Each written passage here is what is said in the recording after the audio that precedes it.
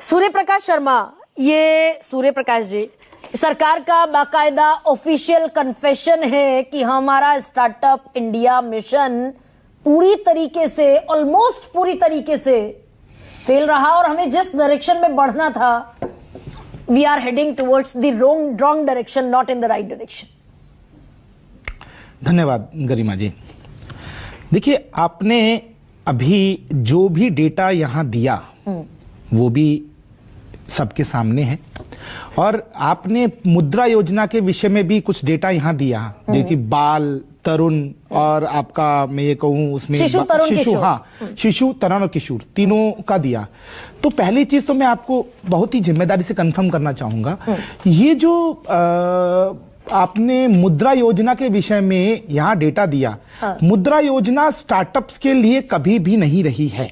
ये जो मुद्रा योजना है, ये बहुत ही माइक्रो जो फाइनेंस अवेलेबिलिटी कहते हैं इसको, इसके अलावा दीनदयाल उपाध्याय जी के लिए नाम पे भी एक योजना है जिसमें कि 10 से 50 हजार रुपए तक रेहड़ी पटरी वाले भाइयों को भी लोन की सुविधा उपलब्ध कराई जाती है। पहली चीज तो ये जो है, ये स्टार्टअप्स के लिए और मैं ये कहूं यूनिकॉर्न्स के लिए ये योजना नहीं थी लोन की। उनके लिए स्वरोजगार के लिए तो थी ना। मैं वही बता, स्टार्टअप यानी कि स्वरोजगार। स्टार्टअप में और स्वरोजगार में एक बहुत बड़ा अंतर है। यदि आप स्टार्टअप की बात करते हैं, स्टार्टअप एक ऑब्जेक्ट को लेके एक मीडियम स्केल के ऊपर ऑर्गेनाइज तरीके से प्लान करके बनाया जाता है, और उसी को बढ़ाकर वही कंपनी जो है जो 5,000 करोड़ से ऊपर पहुंच जाती है, तो वो कंपनी यूनिकॉर्न कहलाती है। ठीक है, तो ये सरकार का क्या ये स्पष्ट कन्फेशन है, क्या ये स्वीकारनामा है सरकार का? भाई पीयूष गोयल कह रहे हैं कि क्या हम डिलीवरी बॉयज, डिलीवरी गर्ल्स बनाकर खुश हैं? क्या हम अमीरों को घर बैठे खाना पहुंचाकर खुश हैं, या फिर हम कुछ और भी सोच पाने की हिम्मत कर पा रहे हैं? तो पीयूष गोयल का कन्फेशन है क्या? बिल्कुल, कि स्टार्टअप हमारे जो चाहते थे हम नहीं कर पाए। आपने उनकी बाइट दिखाई, साथ में आपने आदरणीय राहुल गांधी जी की बाइट दिखाई, जो कि फरवरी 2025 के अंदर उन्होंने सदन में दी थी। उन्होंने कहा कि हम लोग चाइना के संग एक ट्रेड वॉर में हैं। मैं एक छोटा सा आंकड़ा आपके सामने रखना चाहता हूं। ट्रेड वॉर एक दिन में नहीं बनता। जब भारत स्वतंत्र हुआ था और चाइना स्वतंत्र हुआ था, उसी के बाद से चाइना और भारत के बीच में एक ट्रेड वॉर छिड़ गया था, क्योंकि दोनों ही पड़ोसी मुल्क हैं, दोनों की अपनी अपनी सीमाएं मिलती जुलती हैं, भौगोलिक जो स्थितियां हैं वो भी सेम है। तो 1980 में चीन ने अपनी अर्थव्यवस्था को पूरे विश्व के लिए खोल दिया था, ग्लोबलाइजेशन कर लिया था। आज 44 साल बाद उनकी अर्थव्यवस्था उस समय की अर्थव्यवस्था से बढ़कर 15 ट्रिलियन के आसपास पहुंच गई, और आज वो विश्व की तीसरी अर्थव्यवस्था है या दूसरी अर्थव्यवस्था है। उसके अलावा भारत ने 1991 के अंदर अपने देश की जो मैं ये कहूं कि दरवाजे दुनिया के लिए खोले, लेकिन जो खोले तो वो भी सिलेक्टेड चीजों के लिए खोले थे। ये मैं आपको पहले ही बता देना चाहता हूं। ये तो इतिहास की बात है। ना, इतिहास। एक सेकंड सूर्य प्रकाश जी, मैं बिल्कुल मेरे को 20 सेकंड दीजिए, मैं पूरी बात क्लियर कर दूंगा। एक सेकंड रुकिए ना, मैंने बड़ा सीधा सा सवाल आपसे पूछा कि पीयूष गोयल ने कहा भारत के स्टार्टअप्स को वास्तविकता में जांच करने की आवश्यकता है। बेरोजगार युवाओं को सस्ते श्रम में बदल रहे हैं हम बेरोजगार युवाओं को सस्ते श्रम में बदल रहे हैं। तो ये कन्फेशन है सरकार का स्टार्टअप इंडिया का जो फ्लैगशिप प्रोग्राम था उसे लेकर। पहले चीज गरिमा जी, उन्होंने जो कहा, उन्होंने ये कहा था कि हमको जो इनोवेटिव आइडियाज हैं उस पे काम करने की अब ज्यादा आवश्यकता है। नहीं हो रहा है ना वो। 20 सेकंड मुझे दीजिए ना, दीजिए मुझे। आपको अभी के जो बजट है उसके अंदर एक योजना है CGTMSE, ठीक है? वो योजना जब से प्रधानमंत्री मोदी जी की सरकार आई उसके बाद ही उस योजना को लागू किया गया। आपने उसका उल्लेख नहीं किया। मैं आपको बता देता हूं, जो स्टार्टअप्स होते हैं उनको जो पूंजी की आवश्यकता होती है, बिगर किसी कोलेट्रल के, पहले वो 5 करोड़ रुपए तक का विदाउट कोलेट्रल लोन सरकार गारंटी पे बैंक देते थे।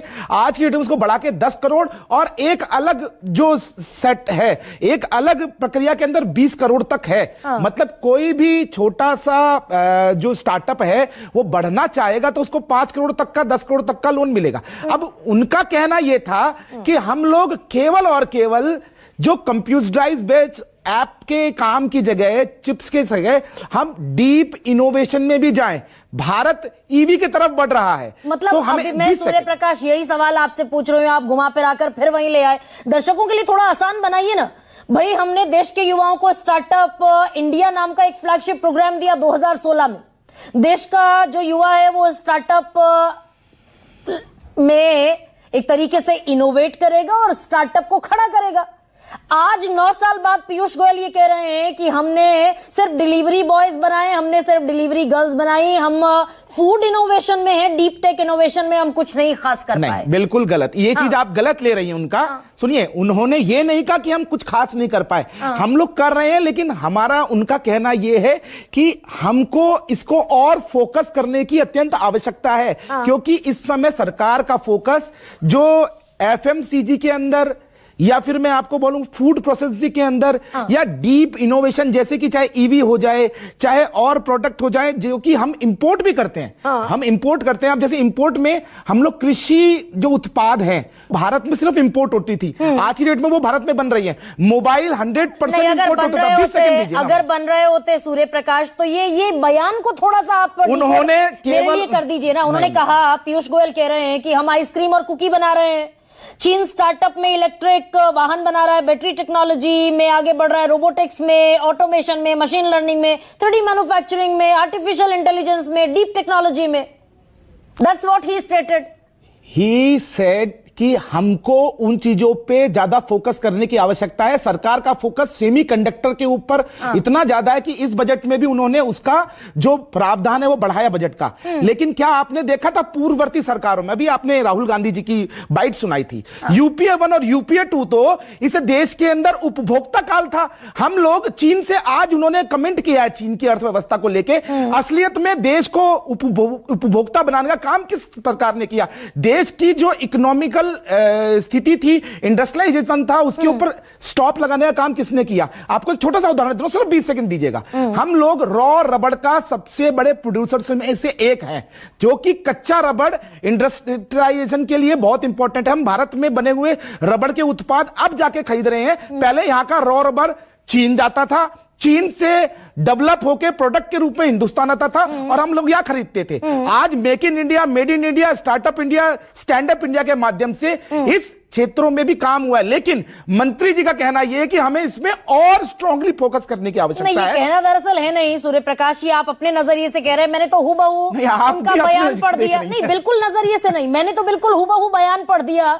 और बयान यह है कि बड़ा दुख होता है कि 25 लाख में या 50 लाख में किसी भी युवा स्टार्टअप का शानदार आइडिया किसी विदेशी कंपनी को बेच दिया जाता है। इसका जिम्मेदार कौन है? मैं यही कहना चाहता हूं। ना, उन्होंने यही कहा कि हमको दीर्घकालीन सोच के संग काम करना है। हमें त्वरित पैसे लेके अपना आइडिया बेचने की आवश्यकता नहीं है। सरकार तैयार बैठी है। सूर्य प्रकाश, 9 साल पहले स्टार्टअप इंडिया प्रोग्राम आया था ना।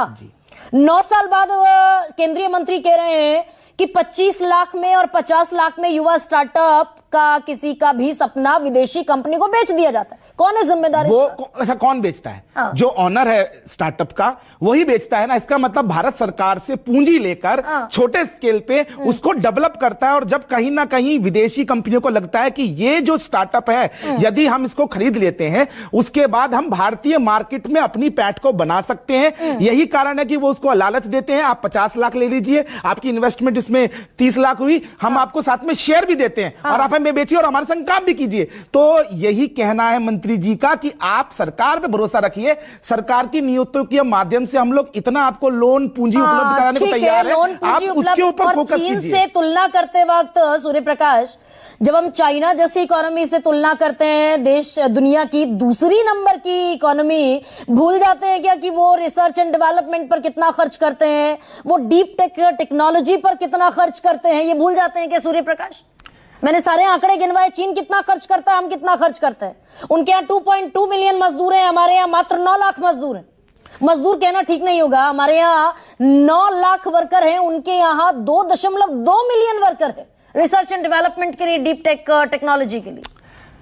आप यदि ये आंकड़े 2004 से और 14 के उठाती ना अगर आज जो आप कर रही हैं तो शायद आपको ये जो 9 लाख दिखाई दे रहे हैं ना, शायद ये आपको 1 लाख या 50,000 ही दिखाई देते उस समय में। नहीं, आप 9 साल 10 सूर्य साल में प्रकाश। जाकर इतना बड़ा जो गैप है उसको फुलफिल करने का काम यदि किसी ने किया तो माननीय प्रधानमंत्री जी ने किया।